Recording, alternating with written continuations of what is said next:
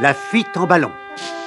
Pour l'instant, Clémentine n'a qu'un souci, délivrer les animaux du cirque que le cruel Molache laisse mourir de faim dans une cage. Elle est encore bien loin d'imaginer le drame qui se prépare, bien loin de deviner que ce Molache n'est qu'un pantin au service de Malmotte. Dans quelques jours, la petite fille qui rêve de devenir pilote disputera aux côtés de son père une grande course de vitesse aérienne.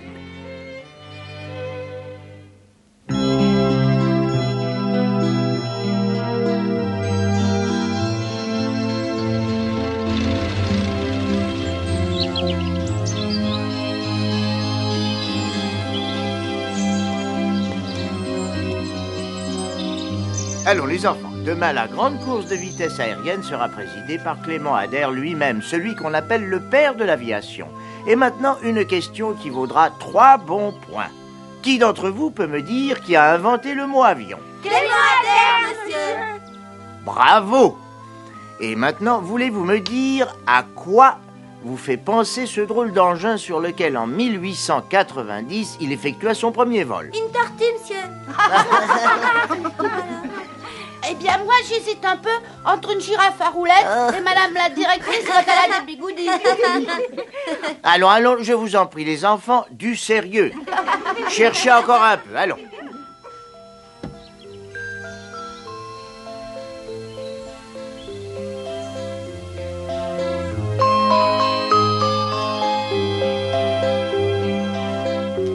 Il est très malade.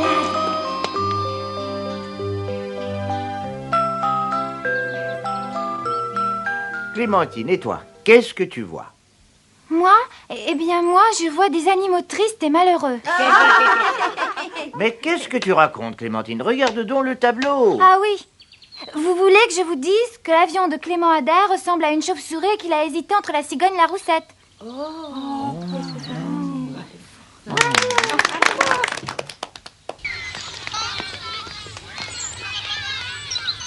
Oh, regardez un peu, petit boy. Sans son bonnet d'âne, il ressemble un peu à un singe. Qu'est-ce qui t'arrive, petit boy? T'es malade? Fichez-nous la paix!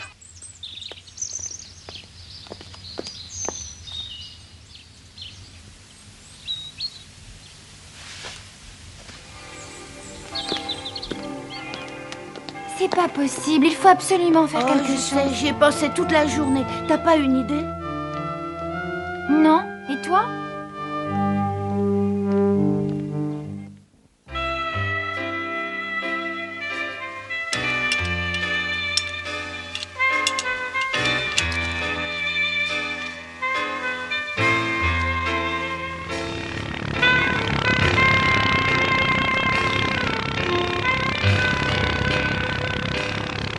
Réveillez-vous, Gontran, on a de la visite. Désolé, mais je ne suis là pour personne. Vous voyez bien que je pense. Faites vite alors, il ne vous reste que 3 secondes. Après, je crois que vous aurez droit au pansement.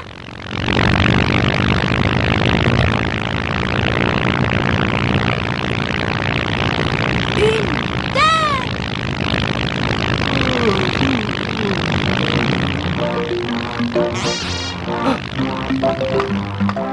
Mais enfin, Ginette, vous me connaissez. Vous savez qu'avec moi, le danger passe toujours à côté. Vous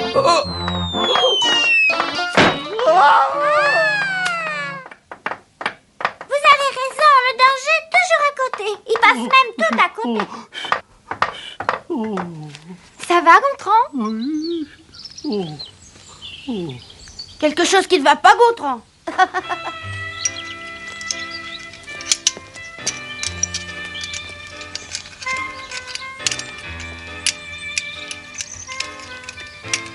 Alors, et ce nouveau moteur, est-ce que tu crois qu'il va arriver bientôt? Non, malheureusement, il n'y aura pas de nouveau moteur. J'ai bien essayé de discuter avec Molache, mais il n'y a vraiment rien à faire.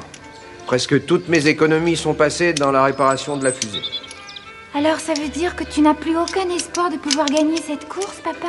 Ma petite fille chérie ne devrait pourtant pas oublier que son père n'abandonne jamais.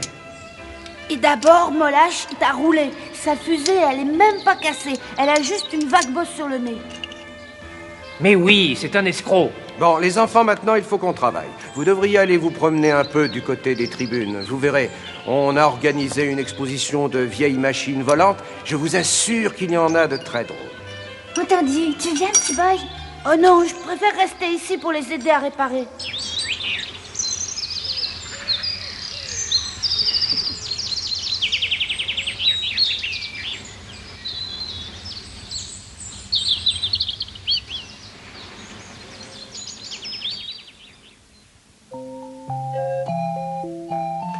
Quand je pense qu'on était si bien chez Clémentine. Ah oui, mais elle nous a oubliés. D'ailleurs, les enfants oublient tout. Ils ont bien raison. Au moins, ils sont heureux. Oh, moi je sais que mon Gontran ne m'oubliera pas. Il viendra à notre secours. Mais comment pouvez-vous compter sur ce gros bateau célibataire? Vous ne le connaissez que d'hier. Oh, mais ma chère Gastounette, vous me sous-estimez. Depuis qu'il m'a vue, il est fou amoureux de moi.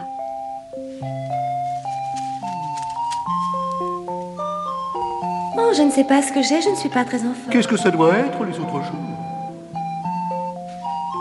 Moi j'ai faim. Ce que j'ai faim. Je veux ma maman. Je n'ai plus de lait, mon petit trompe-l'œil, mais je peux te tenir chaud. Viens contre moi.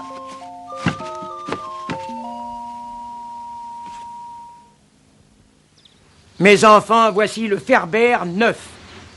Le Santos Dumont 14 bis.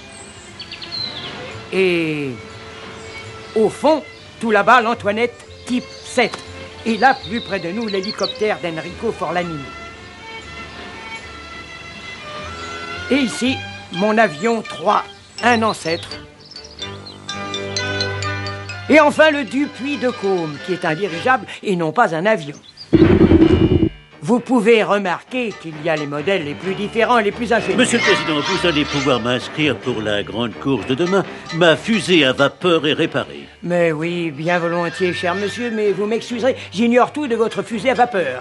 Et elle n'était pas au menu. Oh, ça, évidemment, c'est un engin de ma fabrication et c'est ultra secret.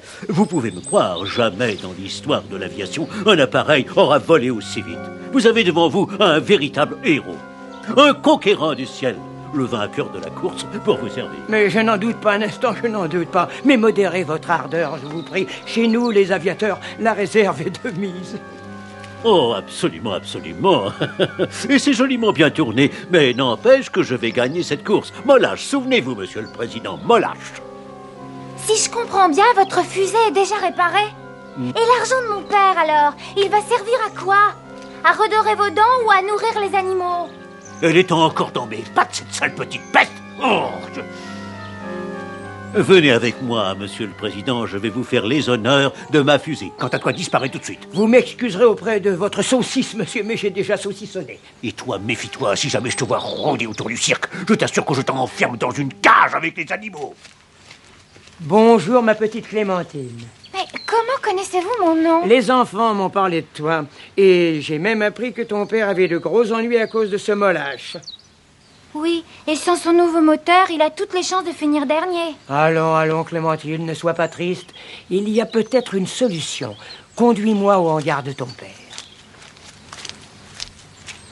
Regardez! Mais comment il marche, ce dirigeable? Il marche tout seul, et tu as vu comme la nacelle est immense. Oui, on dirait l'arche de Noé.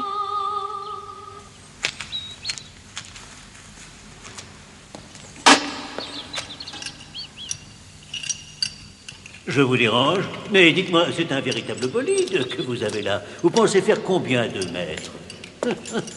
Non, mais dites-moi, combien? Quelques mètres?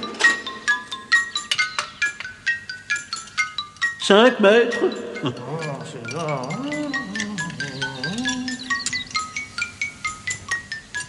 Oh non, 5, c'est un peu trop.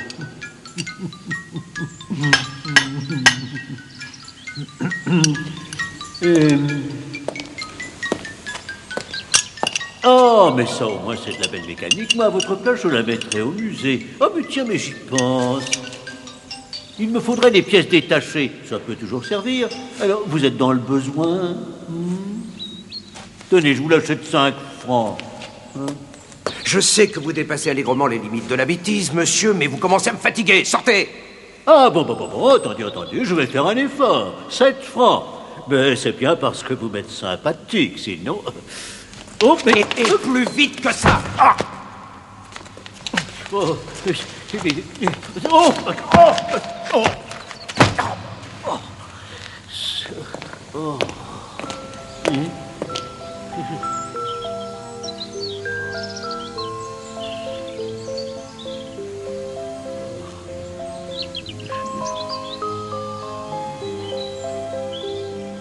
Vous n'avez pas volé très haut, mais vous avez volé tout de même. C'est bien, persévérez.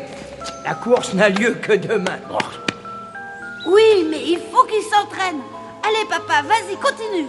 Papa, excuse-moi, monsieur voudrait te parler. Et tu ne sais pas qui est ce monsieur? Non, pas très bien. Monsieur Icare? Mais enfin, petit boy, qu'est-ce qui t'arrive? Le père de l'aviation, c'est Clément Ader. Eh oui, petit boy. Clément et Clémentine. Alex, j'ai une proposition à vous faire. Mon ami Louis Blériot a mis à ma disposition son dernier avion, une vraie merveille. Malheureusement, mon âge ne me permet plus de piloter, alors si vous me faisiez l'honneur d'accepter... Non, n'acceptez pas. Je ne sais quoi vous dire. Oh, vous êtes mon sauveur. C'est Clémentine qu'il faut remercier. Papa, regarde le gros Molache. Il est encore là. Il attend sûrement sa séance de vol plané. Allez, Molache, en piste. Croyez-moi, avec cet avion, vos concurrents auront du fil à retordre. Mais alors, papa, tu vas gagner?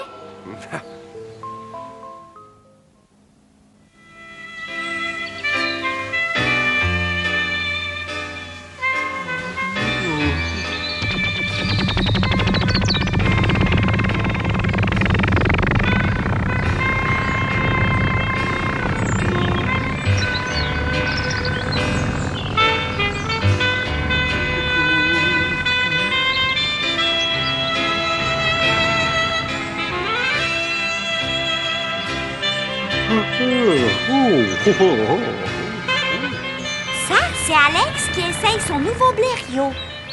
Tant mieux pour lui. Moi, je le trouve très courageux. C'est un homme comme lui qu'il me faudrait. Il n'est pas comme vous.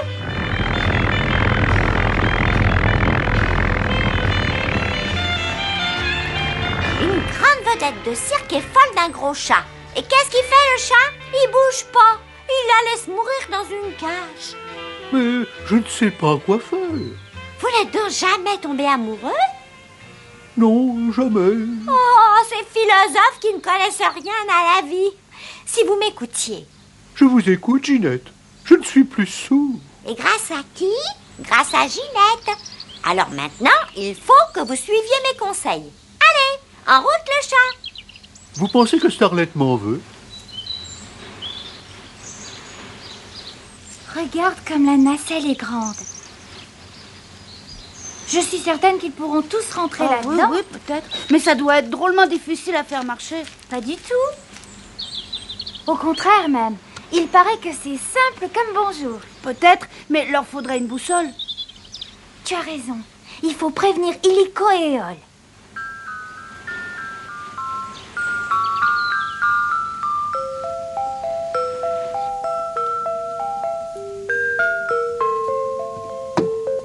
Souriez pour voir.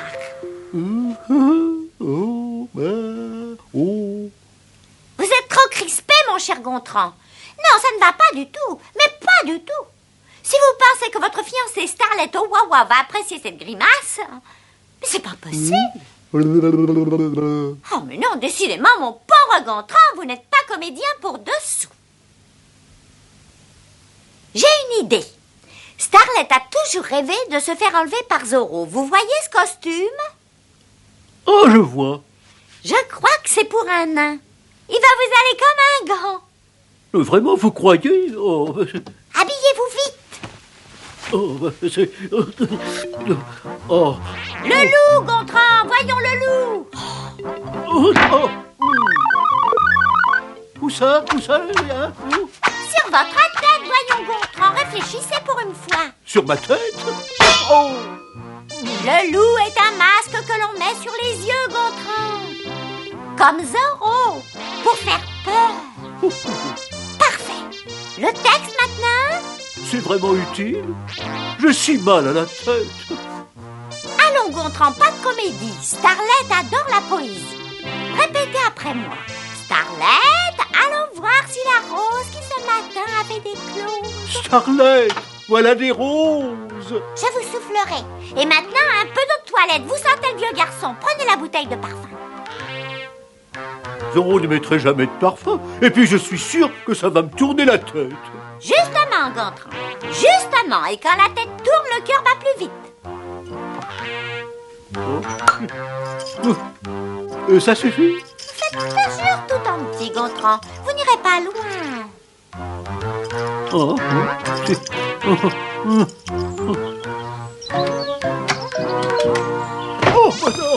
Alors, Gontran, on joue à Zoro la cocotte? Chut, pas si fort, j'entends du bruit. Il faut se cacher.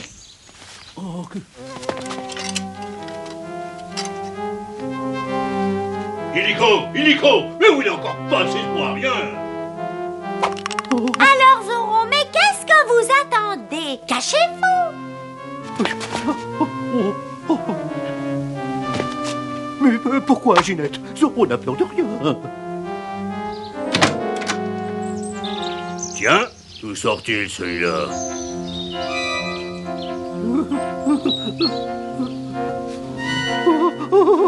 Tu cherches peut-être un emploi dans mon cirque? C'est quoi ton numéro? Zoro qui empeste? Très bien. Moi, c'est le sergent Garcia. Reste où tu es, mon gros. Et ne bouge pas, je vais chercher mon pistolet. On réglera le numéro demain. En attendant, je vais te montrer ta loge. Tu verras, la cage est grande, mais tu n'y seras pas seul. Tiens bon, Zoro, courage. Je suis toujours là.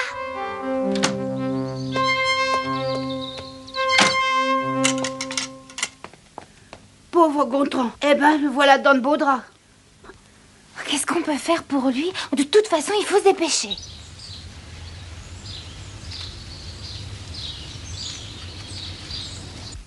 Regardez, enfin voilà mon sauveur, j'en étais certaine. Oh, je n'en ai pas douté une seconde. Zoro est enfin arrivé.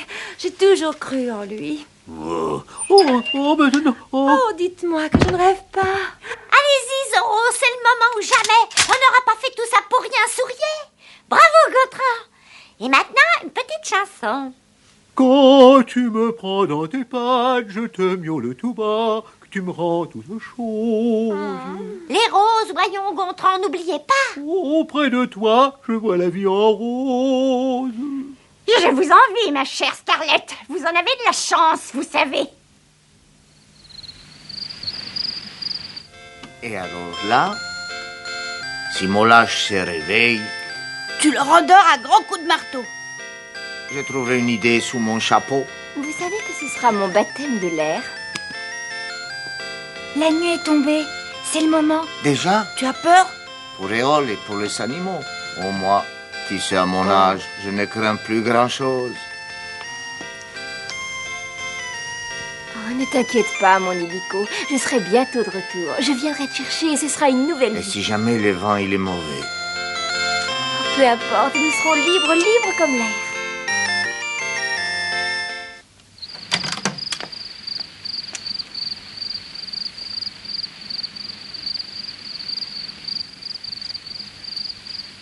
Je suis le chat, pas chacha, le chat va, chava, chava.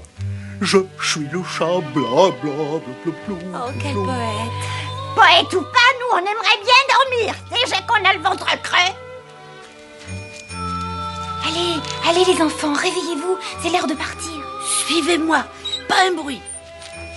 Chut. Allez, venez.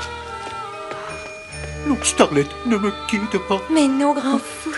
Nous allons partir ensemble, voyons. Oh. Allez, Gontran, lève-toi. Fais pas de manière. Dis donc, le chat, faut pas traîner. Il est temps de s'envoler. Quoi? Comment ça s'envoler? Où ça? À ton âge, être obligé de se faire porter par une jeune fille. Et devant ta fiancée encore, quelle honte.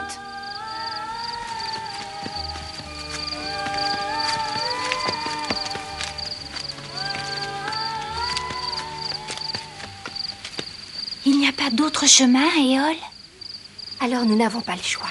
Non, attends, trompe-l'œil. Retiens-toi.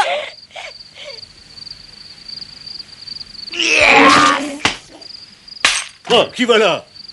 C'est moi, monsieur le directeur. Je venais vous jouer une petite sérénade pour vous. Une sérénade pour moi à une heure pareille? Oh, c'est louche, ça.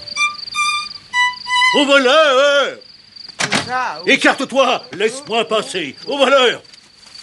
Oh! Mais enfin, monsieur le directeur, vous n'allez pas sortir comme vous êtes, vous allez attraper la mort. Oh,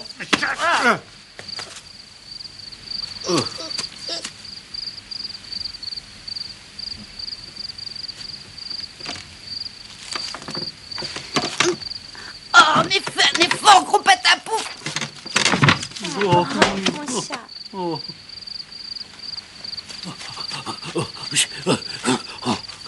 Allez, allez, les amoureux, c'est fini les embrassades.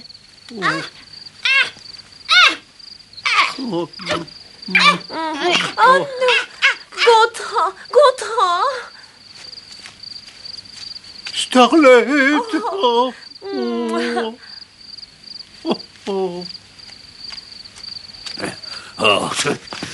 Arrêtez!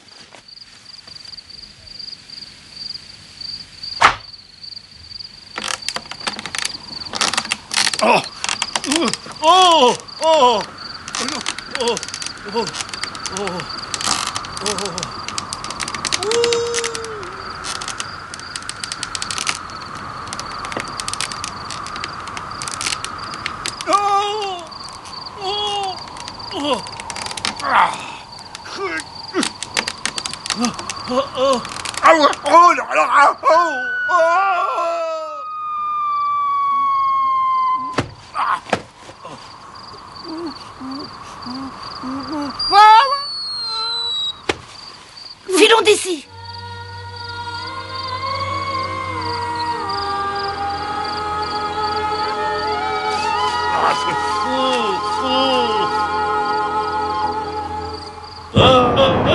Voilà!